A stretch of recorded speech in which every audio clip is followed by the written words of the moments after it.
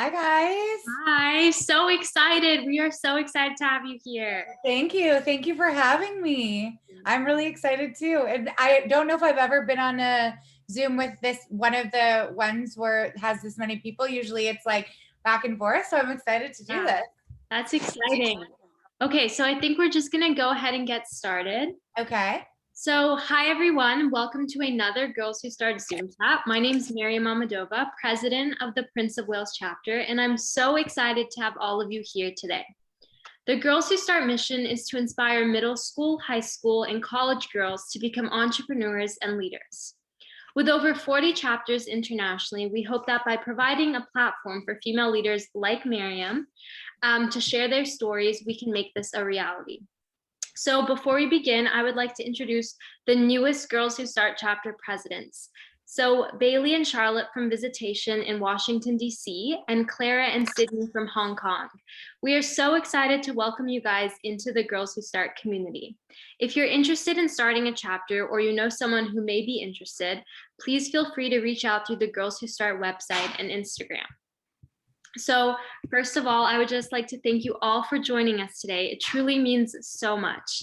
I am beyond thrilled to be introducing our speaker for today, Miriam Alden, the founder and CEO of Brunette, the label, a clothing brand that focuses on creating comfortable and classic pieces.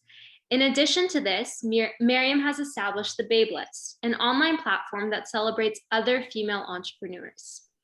Brunette the label has evolved to being sold at over 700 retailers across North America and has collaborated with some of the biggest names in the fashion industry, including Juicy Couture and Nordstrom. Miriam has become a beacon for female empowerment and has redefined what it means to be a successful woman in business. We are so honored to have her joining us today. So I'm going to be asking Miriam some questions and then I'll open it up to the group for a Q&A. And finally, I just wanted to remind everyone that this meeting is being recorded.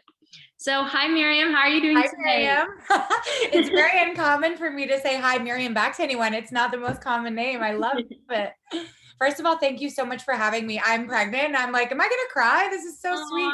Just your introductory. And also just, I wish I had had something like this when I was in school, and it's really special. So I think that is one of the main reasons why I wanted to be a part of it today. And I think it's amazing what you guys are doing. So keep it up. Thank you. Thank you. You're We're so excited to have you here. So my first question for you today is, well, I wanted to start at the beginning. So before Brunette the label was a reality, I know that you're an equestrian and that you grew up riding horses. Yes. So in addition to this, how has your childhood and upbringing shaped who you are today? And did you always know you wanted to become an entrepreneur? Essentially, was 10-year-old Miriam a boss babe too? You know, it's really funny. If you had asked me that, I think even 5 or 10 years ago, I would have said, I don't think so. But actually, now when I really reflect back on sort of my upbringing, my growth as a person, and just sort of in general, the steps to where I got to where I am today, I think so. And I think it comes with a lot of like moving parts. And when I sort of thought about this question, I was like, what parts of my childhood, but really what parts of sort of my evolution really affected to like who I am today? And honestly, it's every single step. And I went over to my mom's house that's what made me think about it about, I think it was like 7 years ago. And she had been going through all of our childhood like things. And she put on the fridge and it said, I drew it. It was a picture of me. I had like pigtails when I might have been like 4 or 5. And it said, when I grow up, I want to be a toy store manager. So I think I really did probably know that this was sort of my journey. But because I thought that I was going to be a competitive equestrian for my whole life, although that is like a form of entrepreneurship, it wasn't really like, I wasn't as business minded or I guess business focused when I was young. But I think when I was at BCIT, I went to business school at BCIT in Vancouver, and I was asked that same question when I was giving a presentation one day, and they asked me what part of my childhood affected me to be able to go to where I am today. And that was just in school. And I had said, for me, it was work ethic. Growing up being a rider, I always had to show up every single day. I think that anybody who has done any sort of sports or any sort of extracurricular anything, so whether it's, I don't know, tennis, piano, it could be like attached to anything that you do outside of school, and or in school. I wasn't as attached to school. So for me, this was definitely something that I really felt in my riding. But I had to show up every single day, whether I felt sick, whether I was tired, whether I honestly felt like it or not, because I had these living beings that I was responsible for. And I really think a lot of that kind of work ethic. I don't come from a background of family that could really afford for me to ride. So I had to work there to be able to afford for me to do it. And so I think just having to show up every single day, even though it wasn't going to my friends' birthdays or I missed lots of vacations with my family. It was a lot of sacrifice to be able to do what I did. And I think that that really led sort of to being able to sacrifice a lot when I first started my business, because I was, 27 when I first started. And that's kind of a time in your life where you're really social. And I really had to like sacrifice a lot of my social time to be able to start this business. And I think that I would say that that was connected to me growing up as a rider. Then when I got hired in my first job in the fashion industry, my boss asked me the same question. It was funny. It's a question that you do get asked like throughout periods of your life. And when he asked me that, I had been working as a waitress, and I was like, well, sales. I learned how to read the room. I learned how to, connect with people. I learned how to kind of feel. I'm quite intuitive, and I have a lot, like I'm empath. So I feel a lot of energy. And so being a server, first of all, I was really good at sales because of it. And I was able to kind of like learn how to sell something to somebody before they knew they wanted it. And I learned that as a server. And so what actually I thought when I thought about this question, I think the part that was the most important is every single thing that you do will impact you at a later part of your life. Whether it's the work ethic you learn, whether it is taking whatever job you have incredibly seriously, showing up on time. Even when I worked in the restaurant industry, I never just showed up at 8:59. I always made sure that I was incredibly respectful of my leaders, took every opportunity to learn. And I think that every step along the way of your life will lead you to exactly the person that you are now. So I think making sure that everything that you do, you put everything 100% into, and you'll feel it later, no matter what. Yeah, that's amazing. I love how you took like sort of different aspects of your life and channeled it into your business. That's really great. Well, and it's true. It's no matter what you do, it's sort of how you approach what you're doing. It doesn't matter if it's exactly what you want to be doing at the time. It's sort of how you approach it in like a professional way. No matter what you're doing, no matter where you are in your life, it will affect how you manage things as you grow. Yeah, that's great. So I know you've sort of touched on this, but from this and from sort of building off of everything that you have learned from your childhood, how did Brunette the label come about? Like what really inspired the idea and its founding? Well, it's another funny thing. I was walking down the street of Vancouver probably like 4 years ago, and I walked past a girl in a t-shirt from my high school. It said Royal. I went to Handsworth in North Vancouver. So not everybody on here is from Vancouver, correct? Yeah. Okay, so in Vancouver, I went to high school here, and I saw a girl wearing a shirt that said Royals Chicks, and it was a t-shirt that my football team, like we were cheerleading for the football team, or not cheerleading, we were just at an event, and my friends and I made these t-shirts, and we realized that we made them, and they continued like 20 years later. And I was like, oh my gosh, so I was making t-shirts when I was in high school. And so I guess maybe that's really when it started. But ultimately, when I first started my business, I always knew I wanted to be, when I was working for somebody else, I always did lots of other things. So when I got hired by this like amazing person who I did styling on the side when I was working for him. I did fashion writing on the side. I had a column, Miriam's Must Haves. I did lots of different things. And I think that for me, that was really the beginning of founding Brunette the label. And it's something I wanted to bring up today, because I think it's super important for you guys to understand that just because when you start off in your career or start off in your business or whatever you want to do, you might actually know exactly what you want to do, but it might be different than where you end up. And I think making sure that you open the door and opportunities for lots of different things within the industry that that you want to be in.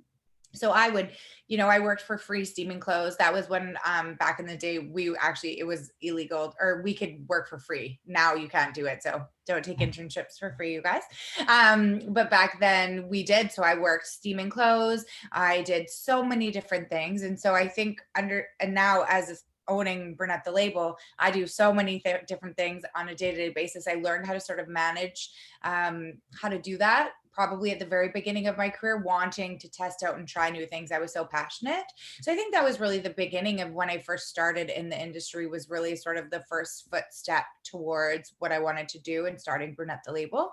But I worked for them for 5 years, and I always knew that I kind of, well, after about like year 4, I always knew I wanted to like sort of have a business, and I wasn't exactly sure what that was going to be. And so I hit a kind of plateau of growth, or at least for me, it really felt like a plateau of growth. And I think it was just really the right time for me. And so I started my first business, which is actually Brunette Showroom.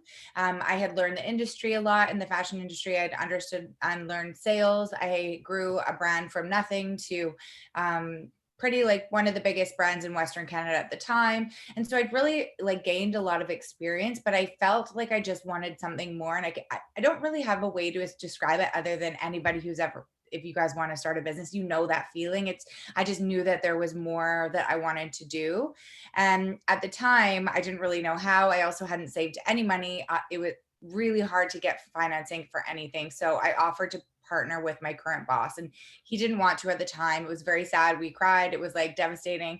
But what he did do was let me kind of start my business within his business. And that's really where Babe Supporting Babe started, and the foundation of believing that there is room for everybody to succeed. And my boss at the time, he was a 65-year-old man. He didn't need to do that, but he did that to help me grow. And that's one of the reasons why it's so important to me to have a business that it really is a platform for other people to grow. And so that, whether that's employees or whether that is, brands that we sell. So anyways, Brunette Showroom started, and I carried a bunch of different brands.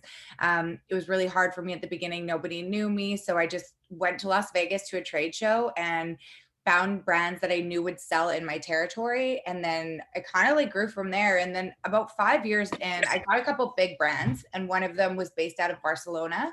And so I started traveling a lot and realizing with this company that I worked with that really you could build whatever you wanted to. They were this crazy company, that wanted to, they thought it was like fun to party and like do whatever you want and wear whatever you want. And I remember being like, that was so different from my experience up until that point in North America in particular. It was, you start a business, you do it this way. When I went to business school, you wear these clothes, you do all, and I was like, this was the first business that was like, you just do it exactly how you want to do it. And so I kind of grew confidence within that brand. And also it was a very successful brand. So I was able to raise some funds while I built Brunette Showroom to then start Brunette the label. And the reason why I started Brunette the label was because originally we wanted to do it as a marketing event. So we wanted to host media marketing events for Brunette Showroom. And I wanted to be known for who we were instead of just the brands that we represented. So Ryan, who actually still works for me, he's our current art director. He was like, it was just him and I hosted media events for like, local magazines, newspapers, stylists. And we put together these packages and spray painted Brunette is the New Black on these bags full of like gifting. And then I made a sweatshirt that I actually still have that says Brunette is the New Black on it. And I wore it to a trade show, and one of our retailers, Plenty, which is a local Vancouver-based retailer, said I could totally buy that. So I always knew that I wanted to have a brand, but the opportunity happened very organically and naturally. And I feel like that's really something important to mention, that I worked really hard to get to this place. And then the opportunity sort of opened for me to see. And, that isn't always going to be the journey for everybody, but I think keeping open to like opportunities and things that are happening for you is really important. And so anyways, I made 12 sweatshirts. They bought them. I made 24. I used to like buy blank sweatshirts and print on them. And we kind of grew. And then I took those and then we created a collection. I took them to the trade shows that I was already going to and used Brunette Showroom to sort of like support Brunette the label. And then it grew from there. And now, as you said, we sell to over 700 retailers. We have an amazing team. I always mess this up, Megan. You might have to help me, but around 20 people. I have a designer based out of Australia. We have reps through the US. We have an amazing team here at Brunette headquarters in Vancouver. And yeah, we've grown from that to this. I used to sell pashminas. I used to put together these pashminas that I would sell to help pay for my rent. So the business has done like many different things, but now here we are. Yeah, that's a beautiful story. That I totally agree with you with the concept that everything happens with time and in the right time. So that's amazing. Yeah, I always say, like, people always want things immediately. Like, I've been doing this for 2 years. I feel like I should be further along. And I'm like, to really, really get good at something, it can take a long time, with a lot of failure and a lot of challenges. But I think I believe so much, if you work really, really hard and you have really good intentions and try your hardest, that, the doors will open for you. Obviously that's subject to situational things, but I think that just being open to opportunities, but making sure you're not going to get them without working really hard. Yeah, that's great. So you sort of touched on this, but one of the biggest challenges young and emerging entrepreneurs face is finding the money and capital to start their own business. And as you said, you used to sell pashmina scarves. So, and it was all with the purpose of fundraising money to start Brunette. So tell us a little bit more about that time and what kept you motivated throughout it. And what is some advice that you can give us on raising capital for any future business projects? So there's a couple different portions of that question. So I think it's a big problem, the fact that it's so hard to raise money for young entrepreneurs. Even now, as an entrepreneur that's been in this industry for, I guess, 17 years, I still have to fight tooth and nail to try to get any sort of funding. And so for me, actually didn't build my business this way. And I think that that's something important to notice. So I started Brunette the Label with $5,000. That I had to pay back within 1 year. And I did it. And I think the way that I did it was, like I said, I would buy and sell pashmina. So there was local places that sold scarves for wholesale. And I think I had $50 and I went and bought $50 worth, packaged them and sold them to people. And I would do lots of different things like that to try to like maintain, any sort of cash flow at the beginning of the business, because for at least within my industry, it took about a year to receive any form of income. So it was hard. And I think it is a big challenge, but I also want to make it clear that if you can't just start a business and not have a plan. You always need to have some form of a plan. If that was my plan. I'm a hustler. I know how to sell. I know how to push myself to, if I'm in a tough situation, if I had to go get another job, like a serving job, I would have done that. But I think it's important to remember that you don't have, I don't come from money. I didn't have a big investor and I was able to build this business. And so although you will need a plan, you can do it. It is possible. And I didn't actually I don't have an investor. I built it honestly. There's a couple different ways to build businesses, but for me, mine was slow and steady. So, I bought 12 sweatshirts, sold them, bought 24, sold them, bought 48, sold them. It was a very slow process. So, Brunette the Label is almost 12 years old. Had I received funding, would I have been able to build it faster and in a different way? Probably, but that wasn't my journey. And so try not to compare your situation to other people's situations. If you want to be a company that receives funding, there is grants. There are ways to do it. I just received a female entrepreneurship grant, first one in the entire time, because I never had time to even apply because it was just me at the beginning and I hustled. But I do think there's a huge void in the market for funding for, I think, all entrepreneurs at the beginning. I think I had $5,000, and to even get a credit card, I had to put $2,000 of it into a bank account to get a $2,000 credit card. And it's just, it's really hard at the beginning, and you don't get supported, but save enough that, I'm not saying just start it and don't worry about anything. That isn't the situation. You definitely need some form of a plan. I more want to say that there is a way to do it if you are not able to receive financing or funding. And that's saving money. That's, going really slow and still working your other job. People call them side hustles now, but I did lots of different things while like I said, I did fashion writing. I received payments for that. I did lots of little things so that I was able to grow this business. And it's doable, but it's definitely a big challenge. Yeah, that's great. That's some really good advice. Yeah. So, in 2019 at Vancouver Fashion Week, you debuted your limited edition collection with Juicy Couture. So, how did this partnership come about, and what was it like to work with one of the most iconic names in fashion history?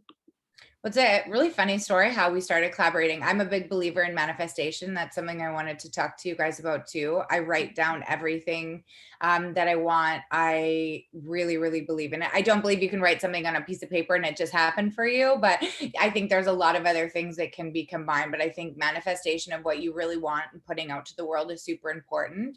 And by saying you have to do other things. I was on my way to a trade show in Las Vegas for Brunette the label, and my Ryan, who works for me, who is our art director, made a neon sign that says Babes Born and Babes. It's huge. We have it in our office.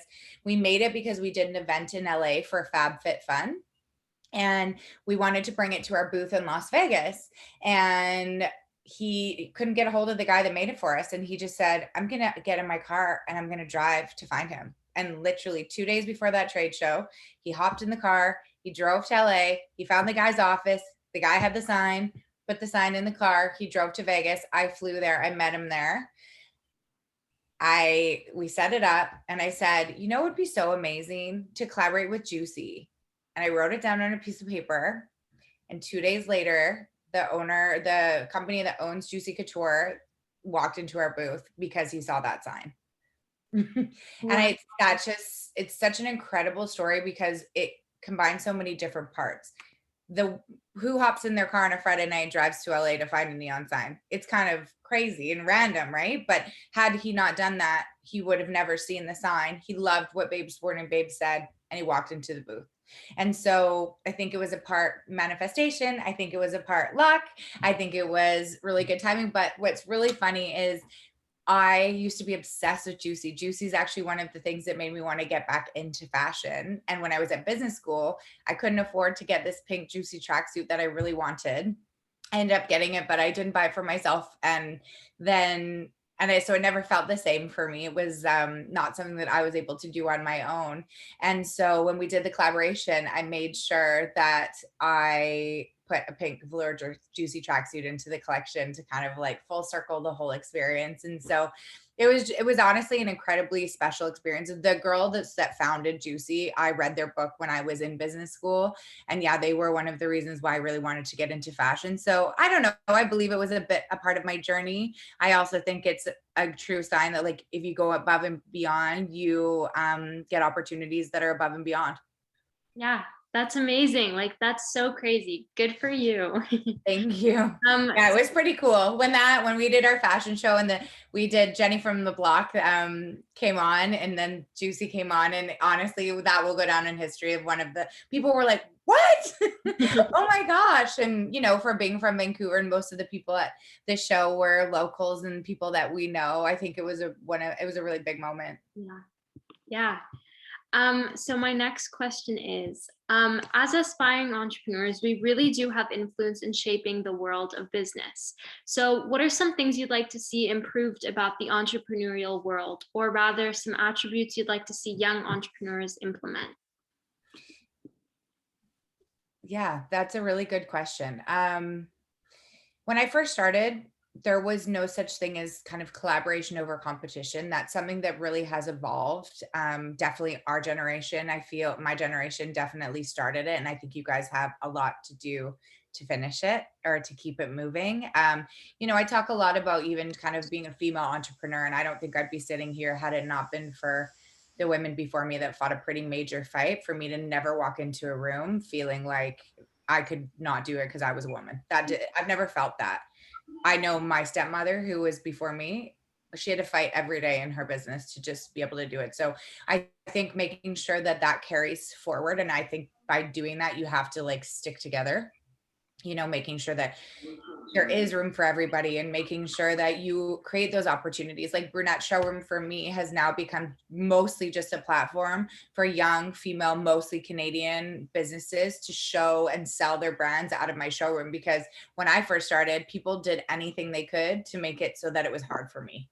Other than my first boss, most people that were my competitors really felt really felt that they wanted to put me down so that I didn't succeed. And then I remember a very firm moment being like, I'm not going to do business like that. And so me like kind of like training my team to make sure that they hold a lot of value on themselves and care a lot about what they do. Build confidence, understanding that being like, you know, a female and being sensitive, if you are, is like a superpower, and it's not a negative thing. I think those are responsibilities of like my generation to sort of like teach the next generation. I think it'll be your responsibility to carry that forward and set up new opportunities for, you know, whatever that is. And I think that you guys will know what it is when you get there, but I think making sure that you like honor where it came from and make sure to continue to push through on the things that are challenging, because the industry is hard. And like, or sorry, being an entrepreneur, my industry is hard, but all industries are hard. And being an entrepreneur is not easy. It's wonderful and amazing, but it's exhausting and it's stressful. And so I think one of the most important things is not letting that get the best of you and making sure that you still want to show up and do positive things. I would say all of that is really important, but just making sure that you keep pushing forward for the generation after you. Yeah, that's amazing. That's some great advice. And we're excited to implement it. And we're excited to have role models like you sort of like, Thank you. Yeah. And also like you guys can do it. It's like, that's the thing is, you know, I feel like when I was starting out, a lot of people were like, oh, you're starting a business. And to a lot of female entrepreneurs, you know, it's like I have an amazing community, core community of kind of female entrepreneurs within my sort of, I don't know, within my group. And we are all incredibly supportive of each other now. That has definitely changed in the last 10 years, 100%. People aren't so worried about not being able to be successful. So like making sure you guys really use that and help each other. Yeah, that's great. Thank you. So I'm now going to open it up to the girls for Q&A. So sadly, we only have around like 10 minutes more of this meeting. I really hope that we would have more time, but my Zoom plan is only 40 minutes. Oh no. Shoot. I need to invest in a longer Zoom plan. I should have done it. I have the business one. I have the one where you can, but that's okay. We'll open it up. Okay. Yeah, hopefully we can do like a fast, I'm so sorry. No, that's okay. Yeah, open it up. So if you guys have any questions, feel free to type your name in the chat and I'll call on you to ask your question. And if you don't feel comfortable talking, just type your question into the chat and I'll read it out loud for you. Nope. Okay. I'm in there already. Yeah. So Sheila, feel free to ask your question. Hi, thank you so much. A question I have is, have you ever had any moments in your career when you're not really sure whether what you're doing is actually the best, or like maybe you're unsure of whether you're going in the right direction? And if you do, then how were you able to handle that moment? Well, I have about 5 of those a day minimum. And you basically just know it's a moment. It's just a moment in time. I think making sure whatever business or whatever you decide to move forward with in your career is authentic to you. I think one of the biggest struggles with starting a business is like, what kind of business do I want to start? I feel really grateful that I was able to start something that evolved into like my dream. And I know that that is really lucky. And also it took a while. But I think understanding that it is a journey and you're not going to be at the destination right away. So if you ever have a moment where you're like, am I doing the right thing? You have to really try to understand if it's really authentic to you. If this is really is your dream, you'll know the answer. Sometimes take a step away. Like I give myself what I call like moments of radiance now, where I just like take a step away and go for a walk. I'll do something that's not work related and come back to it. But just understand that no matter who you are and no matter what you're doing, you're always going to second guess yourself, but just like try to really follow your intuition. Female intuition is so powerful. You like try not to listen to your doubts and listen to your intuition. Yeah, thank you so much. You're welcome. That really helped. Good. And don't worry, it's all the time for everybody. So Carolyn, you can go ahead and ask your question. Yeah, so I'm curious as to how COVID-19 has impacted your business, if it has, and how has the pandemic um, changed the way your business may, or change the way Brunette may operate in the future? Because I know a lot of businesses have been reevaluating or moving their businesses more online because of the pandemic. Yeah, I mean, COVID-19 affected everybody's business. I think everybody personally and professionally. I think as an entrepreneur, it was really scary at the beginning because nobody knew what to do. On top of, you didn't know if your business is going to even keep going. Like, nobody knew what was going to happen. And so I think the sort of reevaluation about what was like incredibly meaningful to us, one thing I would say that is our biggest strength is we have very firm values. And I think that's something that I haven't brought up yet, which I'm surprised because I usually talk about it a lot, but making sure that you really know the values of the company that you're starting. So like for me, how we make people feel is the most important thing. And so when COVID hit, I was like, how am I going to manage this? I think there was like 3 days where I just was like kind of like stunned when everybody had to shut down. And I remember talking to my dad, and my dad's like, what's your plan? And I don't have a plan. I don't even know what to do. And he was like, well, hope is not a plan. You need a plan. And so I remember going back and being like, well, what is the most important thing for us? And I was like, customers, how we make people feel. And so I was able to kind of like reevaluate the business at that. There was a lot of things that we were doing that we were just doing because that was what we were doing. So we were on the program of, we'd go to every single trade show and we'd travel like crazy. I was on an airplane every single week. I've been trying to get pregnant for like 5 years, and now I'm pregnant. I wouldn't have got pregnant had I not had a reset. And I think that there is like something in saying that that's really special is like everybody had there was major challenges, of course. I'm also really lucky we sell casual clothing with a really strong, powerful, meaningful message of babes sporting babes. And so had a lot of amazing support when it happened, which I wasn't sure was going to happen. And so I think we were really lucky. But the reevaluation of how you want to do your business. Do we need to travel this much? It's terrible for the environment. It's not healthy to be gone all the time. Sort of also putting a lot of faith into my team and seeing that everybody really cared, I think was really special for me too. Like, when you have strong values in your company, the people that work in the company connect to those values. And I really only hire for values and then train. So I had, 15 at the time, people that really wanted this company to work. And so we did reevaluate. I canceled because I knew my customers were struggling. I canceled all their orders. I took on all the responsibility, knowing that if I treated them well, that they would treat me well. The world is very mutual. And so, the reevaluation was mostly how we were doing business, kind of with too much excess of everything, and sort of honing back on how I wanted the company to run, how I wanted to design and create collections, trying to be more sustainable. We have pieces coming out now that are 100% recycled fabric, which we'd never had before. I never had time to stop and be like, is this how I want this business to go? And I think, for all the challenges, which were obviously major financial challenges, managing a team where everybody had to work from home, managing the comfort level of all different people based around this global pandemic. Some people were way more comfortable than others to continue to work. So just sort of managing that.